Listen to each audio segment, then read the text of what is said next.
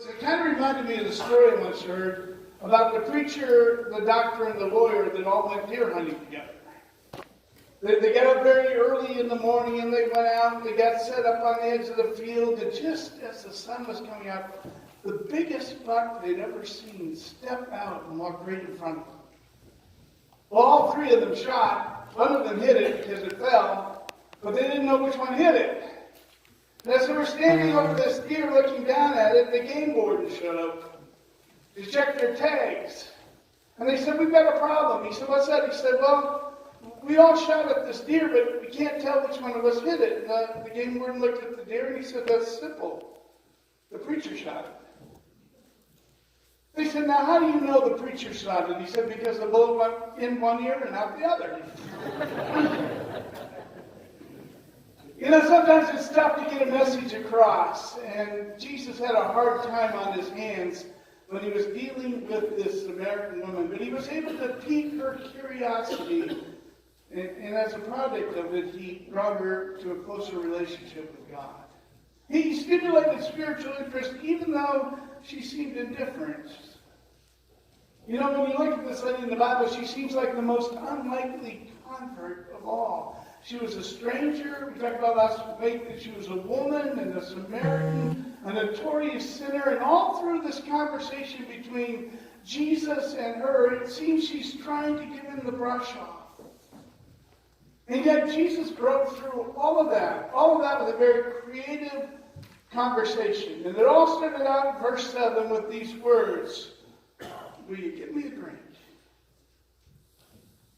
Now, I think that this woman was shocked, not just that he had spoken to her, but that he would ask to drink out of her vessel.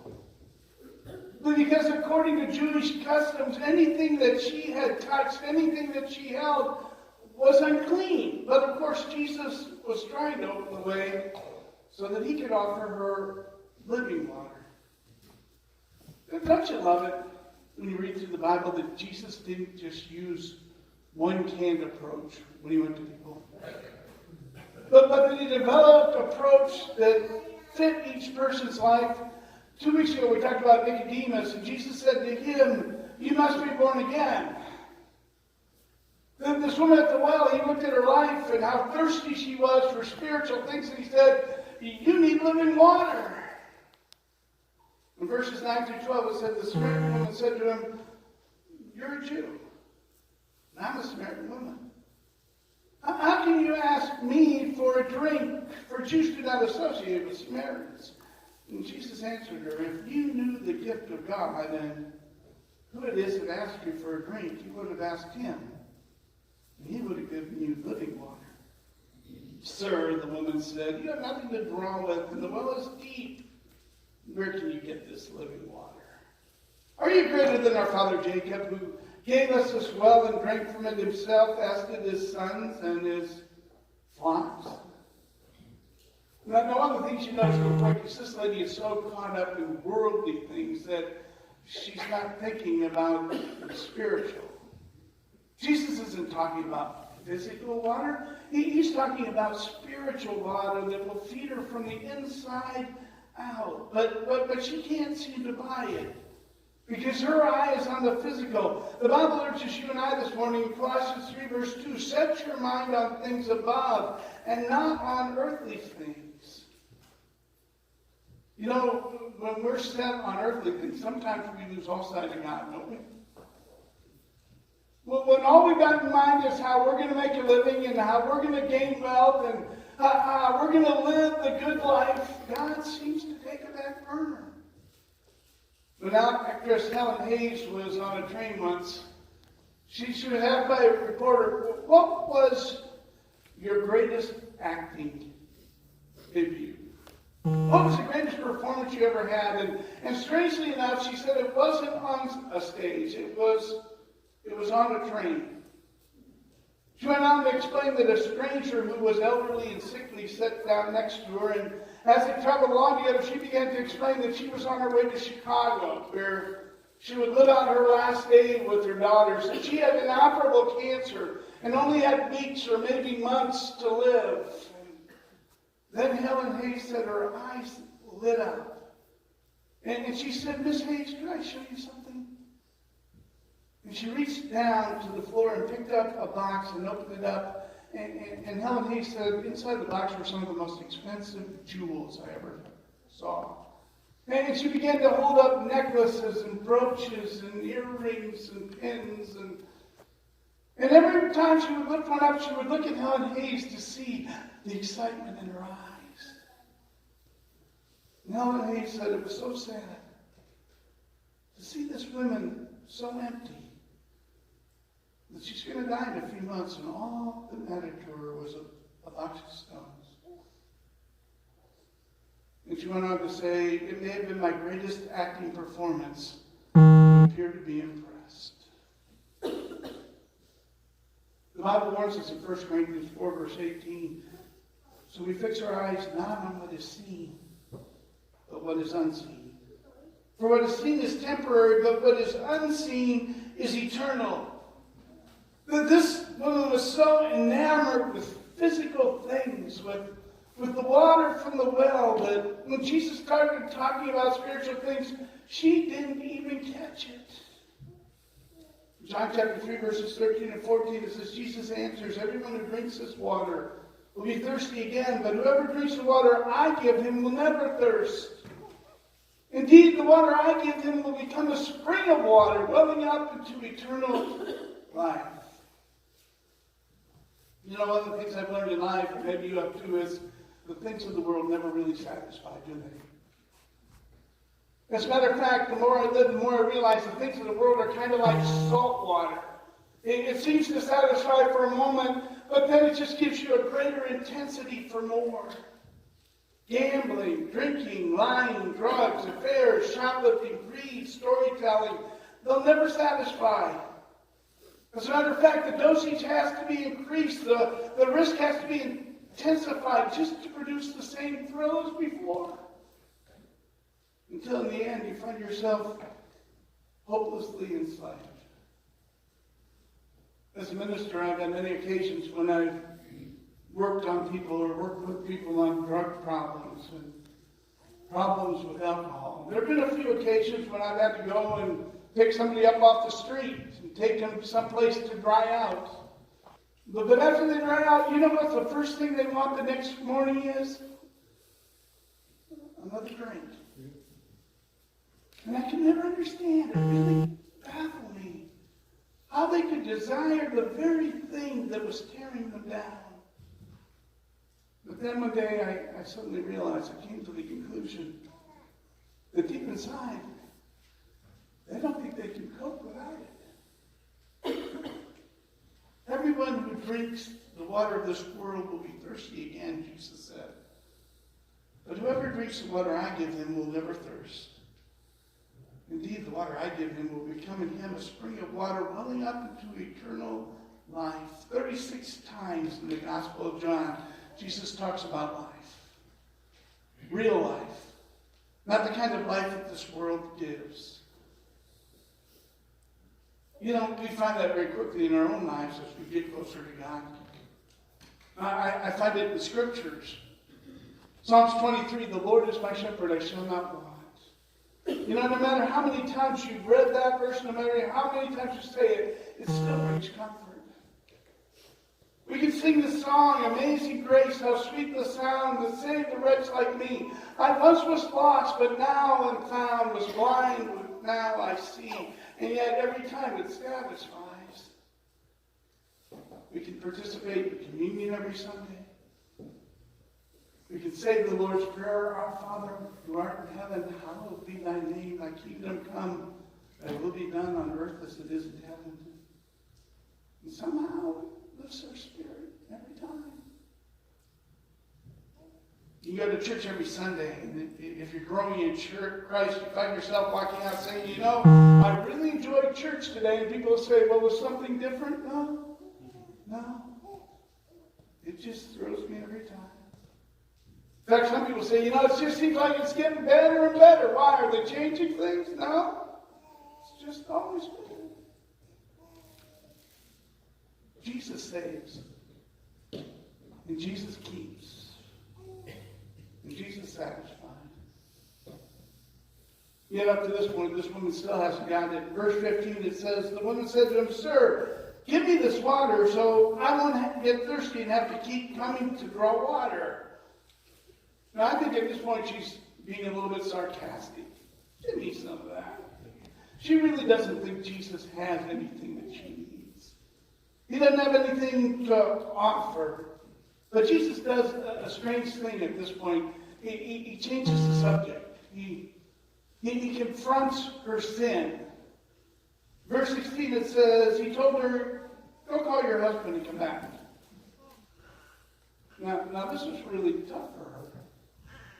I'm sure that as he looked at her and said these words, it kind of stung him a little bit. You see, Jesus was forcing her to admit her own needs.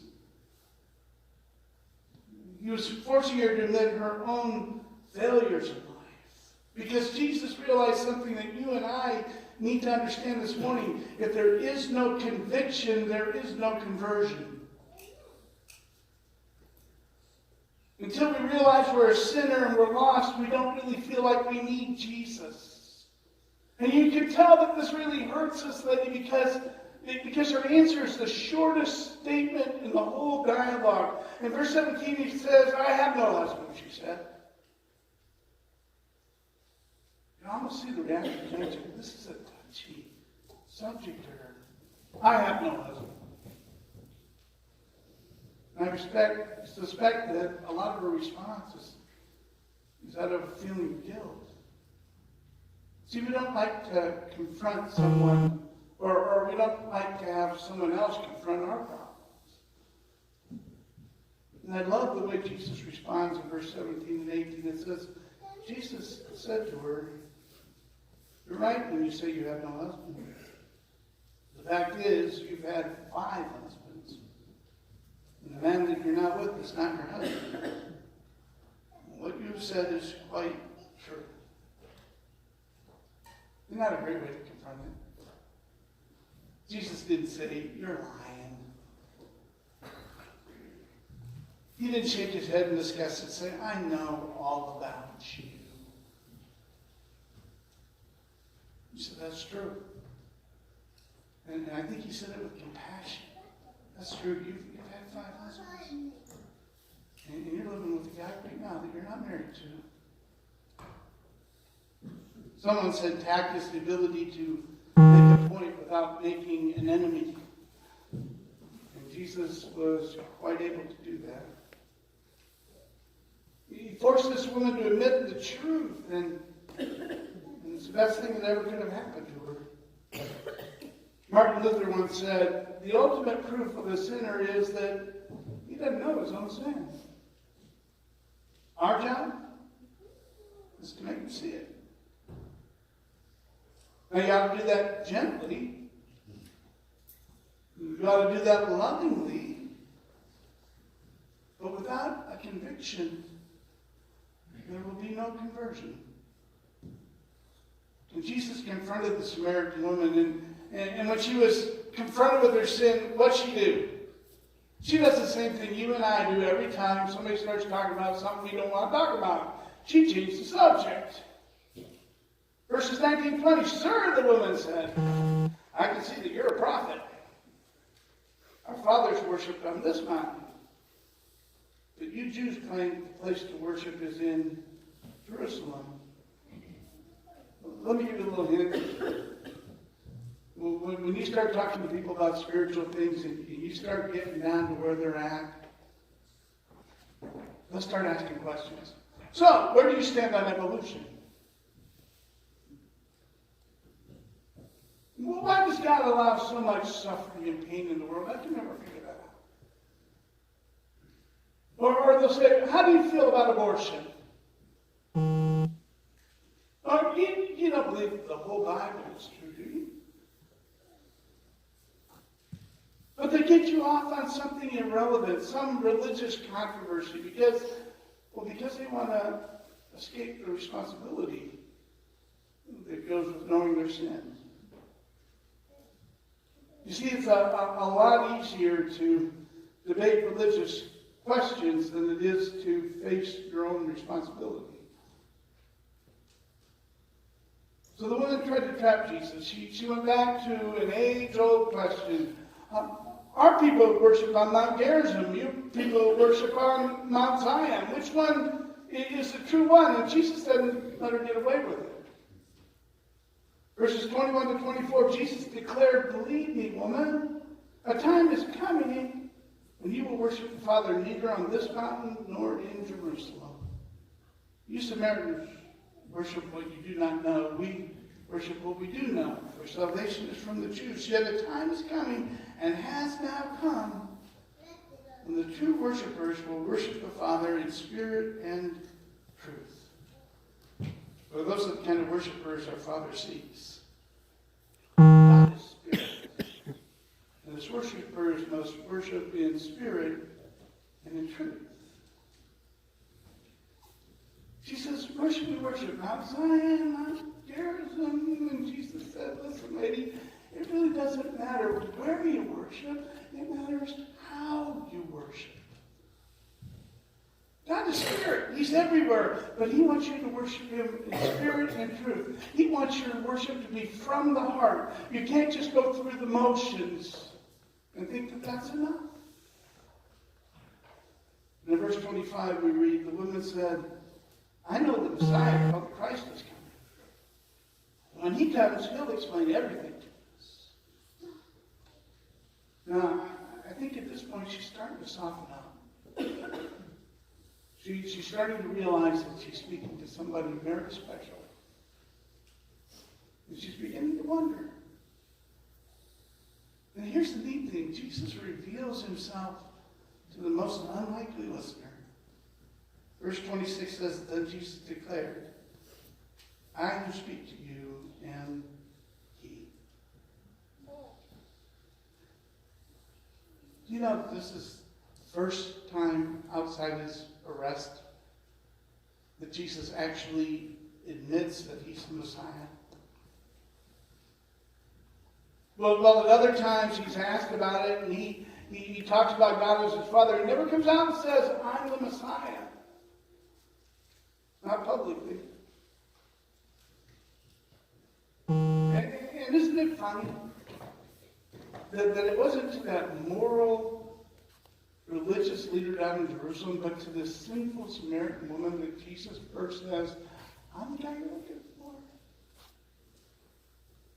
Isn't that like Jesus?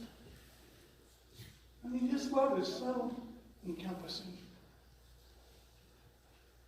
Then I want you to see in the enthusiastic response of this woman when she finally figures this out. In verse 28 it says, "Then leaving her water jar, the woman went back to town and said to the people, 'Come and see the man who told me everything I ever did. Could this be the Christ?'"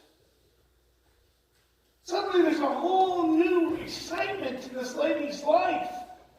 I mean, up to this point, she's been worried about physical things, but now she even leaves the water jug when she runs back to town. She's completely forgotten what she came to the well to get. The first thing she does is enthusiastically share with everybody what's happened to her. Now, you know this lady's reputation. When she comes back to town and she says to all these men and women on the street, "Come to here, you're the man who told me everything I ever did," they're thinking, "I gotta go see this guy. I gotta find out what he knows."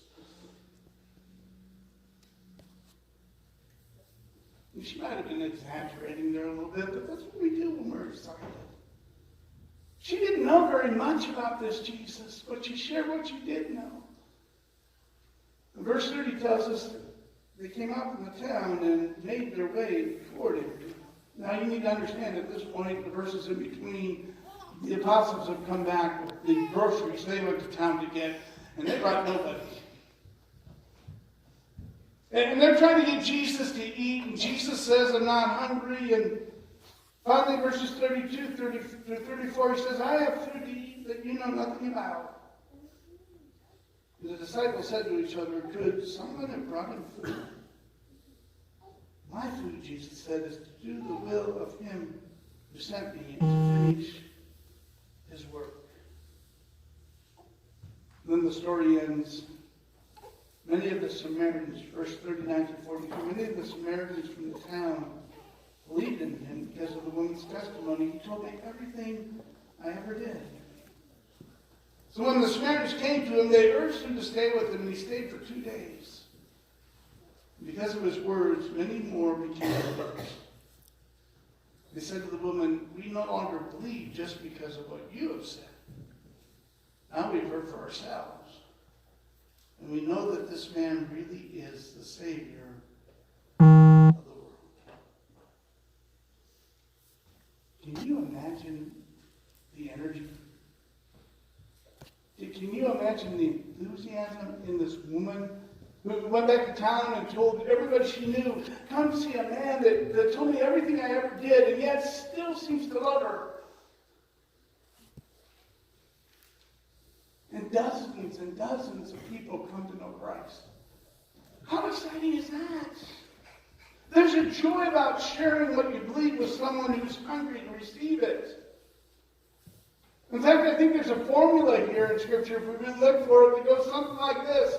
Genuine conversion plus positive purpose equals sustained enthusiasm.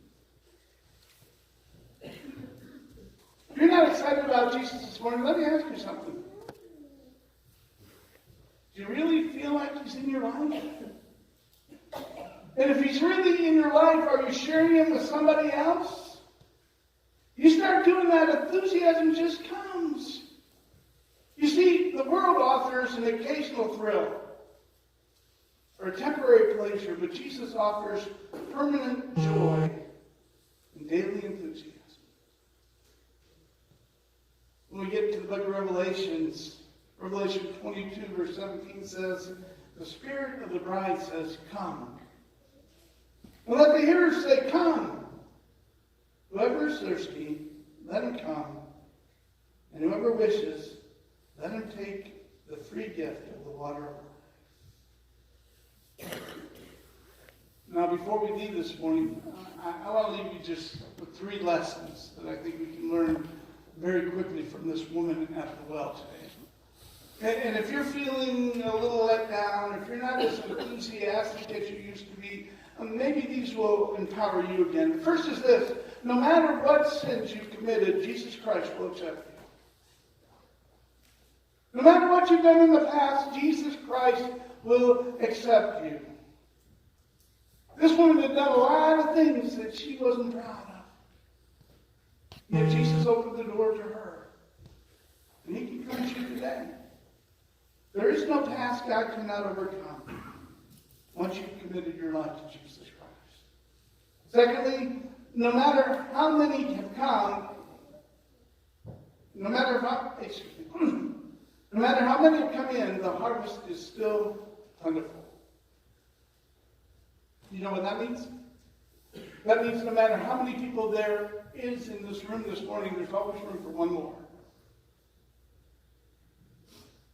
If your house were on fire and you had your wife and 3 kids and you got outside and you started counting, your wife was there and 2 of the kids were there, are you going to be satisfied with that? No, you'll go running back in for that one. And that's what God wants us to do with the world around us today. He wants us to maintain our enthusiasm for the lost until everyone's in. That's until he comes back again. And thirdly, no matter how difficult your life may seem, the best is yet to come. Maybe your life seems difficult this morning. Maybe sometimes you feel like the most relief you have in the whole day is when you sit on the side of the bed and take your shoes off at night. But God has something to offer that only he can offer you. And God tells us in Galatians, the 6th chapter, let us not grow weary in doing good, for at the proper time you'll reap a harvest if you don't give up. So if you've committed your life to Jesus Christ this morning, what I can say to you today is, hang on. Keep working, keep trying. He's coming again. We have a home to look forward to. But if Jesus is not a part of your life this morning, you don't have that hope today. And so at the end of every one of our services, we offer this invitation to you. If you need to make a change in your life this morning, whether it's to commit your life to Christ or whether it's to accept Jesus for the first time, Jesus is waiting and watching, and there's nobody that's too far gone if they'll turn back to Jesus again. So we're going to sing this new invitation. If you feel God tugging at your heart today, won't you come as we stand?